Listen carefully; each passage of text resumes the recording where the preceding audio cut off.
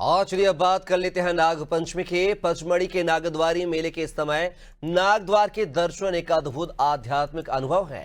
नाग पंचमी के अवसर पर एक तरफ तो पचमढ़ी में मेला लगता है, तो वहीं दूसरी तरफ भक्तगण पचमढ़ी से करीब 15 किलोमीटर दूर घने जंगलों में सतपुड़ा की पर्वतमालाओं के बीच स्थित नागद्वार गुफा के दर्शन के लिए जाते हैं। इस खड़ी गुफा के आसपास करीब 7 किलोमीटर क्षेत्र में स्वर्गद्वार, चित्रशाला सहित अन्य दर्शनीय धार्मिक स्थल हैं। मुख्य गुफा के बगल में एक गुफा है जिसमें 2 नाग देवताओं की मूर्तियां हैं। जब पानी गिरता है तो इन नाग मूर्तियों के पीछे एक विशाल प्रपात सा गिरने लगता है। यहाँ सभी गुफा मंदिर पूर्णतः प्राकृतिक हैं। नागद्वारी यात्रा का अवसर वर्ष में केवल 10 दिन मिलता है। नाग पंचमी के बाद इस क्षेत्र को बंद कर दिया जाता है। मध्य प्रदेश, महाराष्ट्र और खासकर विदर्भ से लाखों श्रद्धालु इस पवित्र गुफा के पैदल दर्शन करने के लिए आते हैं।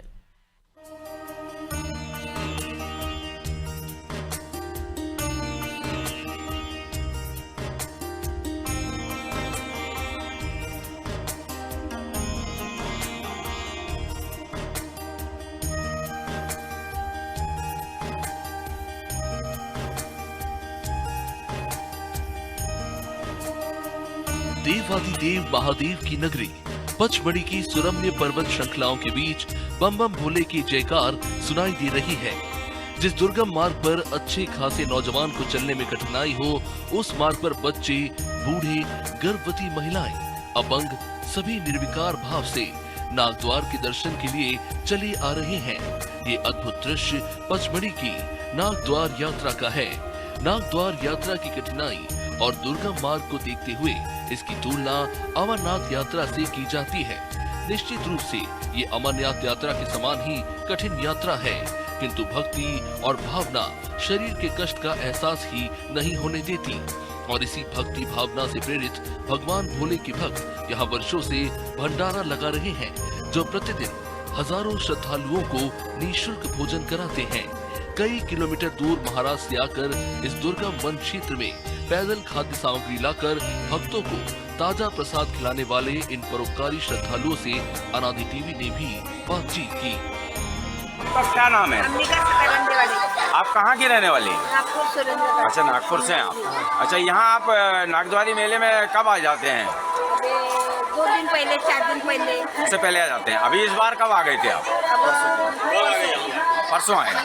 अच्छा, ये हर साल आप भंडारा करते हैं, यहाँ भंडारा लगाते हैं, तो कितने भक्तों को आप भोजन करा देते होंगे एक अंदाज से? 3 किलो, 4 किलो, 5 किलो कैसे। अच्छा, तो आप ये उसके लिए कुछ पैसे लेते हैं भक्तों से? निःशुल्क है ये, निःशुल्क है ना। आपने अपनी तरफ से किया है। आपके परिवार की आर्थिक स्थिति क्या है? आप परिवार में क्या है, मतलब बिजनेस का साधन, आपके रोजगार का साधन क्या है घर पे? हमारे चाचा है ना, ये किसानी करते हैं, काश्तकार हैं, खेती है और व्यवसाय भी है कोई? स्कूल के बस। अच्छा, स्कूल बस है, तो उसी के पैसे से आप ये भंडारा करते हैं? अच्छा अच्छा, ये आपको प्रेरणा कहाँ से मिली है भंडारा करने की? अच्छा, पुराने गुरु लोग, परिवार की पुरानी परंपरा। ससुर से चलते आ रहे। अच्छा, कितने साल हो गए होंगे करीब ये सब? अच्छा, आप आए होंगे तब से आपने देखा है यहाँ पे होते हुए, मतलब 40-50 साल तो हो गए होंगे अंदाज। अच्छा अच्छा, की तरफ से सब सामुदायिक हुए। अच्छा, कहाँ से आए आप लोग? हम पौना वर्धा जिला। अच्छा, कितने दिन लगाते हैं ये भंडारा? 6 दिन। 6 दिन, कब से कब तक? आज से चालू हो गया भंडारा। अच्छा 9 तारीख को। अच्छा, लगभग कितने भक्तों को 6 दिन में आप भंडारे में प्रसादी दे देते हैं? जितना भी जो भी मेले में जो लोग आते हैं, हाँ। वो पूरा अपना भाग्य का प्रसाद देके जाते हैं। हाँ, आप कहाँ के रहने वाले हैं? हम पौना क्या? अच्छा, क्या शुभ नाम क्या है आपका? महादेव बापुराजी देवता है। अच्छा, आपके कोई गुरु है जिनकी प्रेरणा से आप ये लगा रहे हैं? हाँ, दत्तू जी भगत जी हमारे गुरु, फिर हमारे पिताजी थे। अच्छा, आपके पिताजी के समय से लग रहा भंडारा? हाँ, नहीं अभी तो हमें 10 साल हो गए थे। अच्छा, 10 साल हो गए यहाँ भंडारा लगा। क्या बिजनेस करते हैं आप? बिजनेस करता हूँ, खेती है। खेती है आपकी, किसान है आप? अच्छा, और परिवार में कौन कौन लोग हैं? 2 बच्चे, लड़की 2 है। अच्छा, पूरा परिवार यहीं पर आया भंडारे के लिए? हाँ, भंडारे के लिए आते हैं। सभी लोग सेवा कर रहे हैं मिलके। अच्छा अच्छा, बहुत अच्छा काम कर रहे हैं आप पुण्य पे। हाँ। इसमें कुल आपको क्या खर्चा जाता है ये हाँ, 6 दिन के भंडारे में? 6 दिन के भंडारे, 6 दिन के भंडारे में 2 लाख का करीब खर्चा होगा। 2 लाख रुपए करीब। करीब 2 लाख। हाँ। नागद्वारी यात्रा का अधिकांश हिस्सा सतपुड़ा नेशनल पार्क के कोर एरिया में संपन्न होता है, जो बफर क्षेत्र भी है। इसी कारण यहाँ पर अनेक पाबंदियां हैं। श्रद्धालुओं को प्लास्टिक की बोतल में पानी ले जाने की सख्त मनाही है। नेशनल पार्क में धूम्रपान से लेकर शराब पीने और खाना बनाने पर भी प्रतिबंध है। इन तमाम प्रतिबंधों के बावजूद हर साल लगभग 7 लाख श्रद्धालु इस दुर्गम धार्मिक क्षेत्र में पहुंचकर नागद्वार में नाग देवता के दर्शन करते हैं।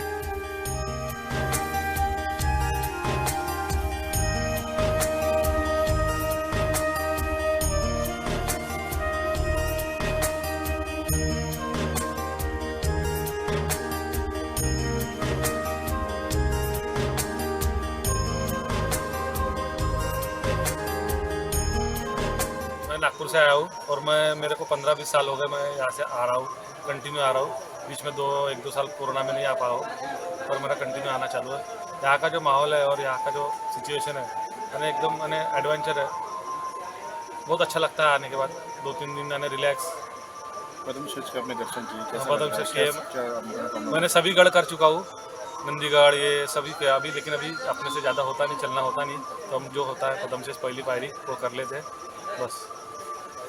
मनोकामना पूरी होती है? पूरी होती है।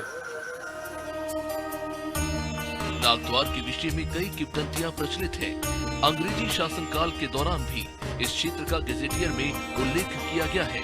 उस समय इस दुर्गम स्थान पर जाने वाले श्रद्धालुओं की संख्या बहुत कम हुआ करती थी, लेकिन समय के साथ जैसे जैसे इसकी प्रसिद्धि बढ़ती गई, लाखों की संख्या में श्रद्धालुओं का आना शुरू हो गया और पचमढ़ी में नाग पंचमी के अवसर पर मेला भी भराने लगा। लोक कथाओं में भी नागद्वारी यात्रा का उल्लेख मिलता है। कहा जाता है कि छिंदवाड़ा जिले की तहसील सौसर के बरडी गांव में हेमंत राम और उनकी पत्नी मीना राम रहती थी। इनके घर में कोई संतान नहीं थी। दोनों ने नागपंचमी के दिन नागद्वार जाकर नाग देवता से मन्नत मांगी और प्रण किया कि संतान प्राप्ति पर सोने के सिक्के से नाग देवता की आंखों में काजल लगाएंगे। नाग देवता के प्रताप से उनके घर में पुत्र की प्राप्ति हुई और इस पुत्र का नाम श्रावण रखा गया। बाद में दंपत्ति अपने वचन को भूल गए।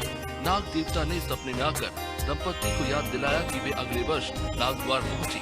नाग देवता जब विशाल रूप में मेघरानी के सामने आए तो भयभीत हो गई और अपना वचन पूर्ण नहीं कर पाए।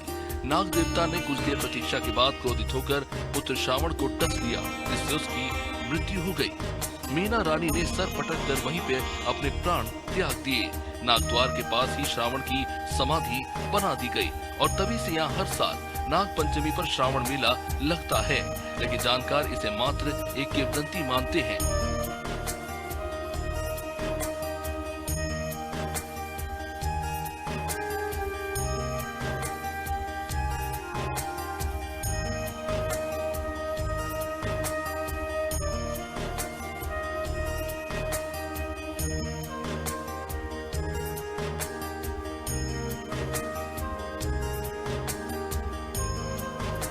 नागद्वारी की पूजा इसके आसपास के जंगली ग्रामों में रहने वाले आदिवासियों की सदियों से ये करते आ रहे हैं, किंतु अब इसके आसपास के गाजरी, रौली घाट जैसे कई गांव को राष्ट्रीय उद्यान की सीमा से विस्थापित कर दिया गया है और इसके साथ ही नागद्वारी के विषय में बुजुर्गों से सुनी जाने वाली कहानियां इतिहास के पन्नों में गुम हो गई।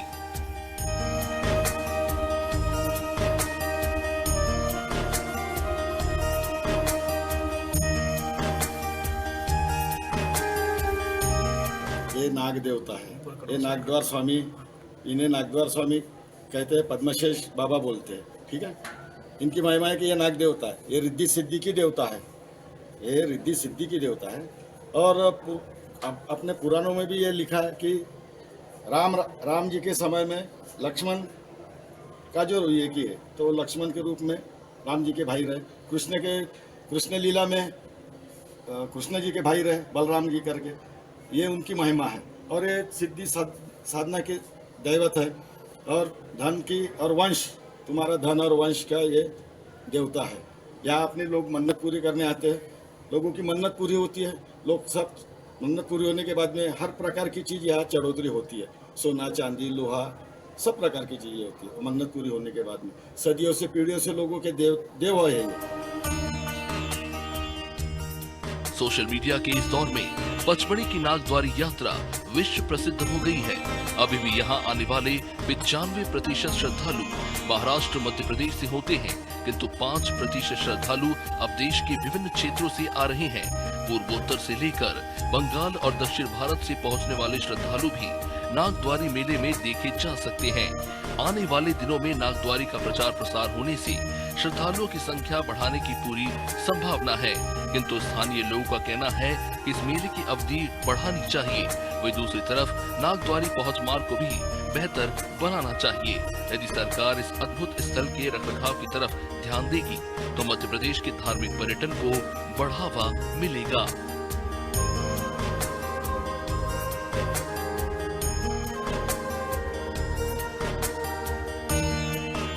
ये 1 महीने के लिए होना चाहिए, कम से कम 20-25 दिन तो खुलना ही चाहिए।